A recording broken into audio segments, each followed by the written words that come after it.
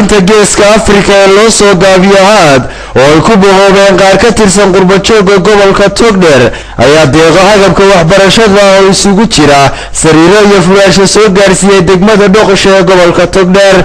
wakiilka ururka haad Cabdiraxmaan Maxamed Axmed ayaa ku tilmaamay ururkoodu mid ka shaqeeya baahiyaha dhanka waxbarashada iyo caafimaadka. ururkaas oo urur niman dhalinyaro ah oo mutadawiciin ah oo doonaya inay wadankooda wax u qabtaan ay asaaseen 2 sano ka hor meel fiican la maraya waxyaalo la taaban karana soo gaarsiiyay deegaamada sida degmada Xagar oo kale Qoryaal oo kale haddii ciidankeeda leeyahay Bulidig iyo Dhoqosho.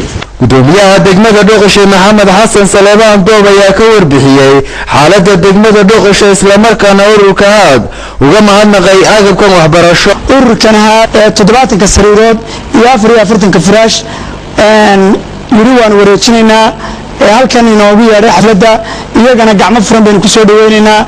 injineer Faarax Xuseen Xildhibaan Cabdirasaaq Qaar Jaamac Xaaji Axmed iyo duqeyd deegaankaasi oo isugu jira uqaal iyo waxgarad ayaa ku amaanay ururka haad kaalinta horumarineed ee uu kaga jiro dhanka waxbarashada iyo caafimaadka.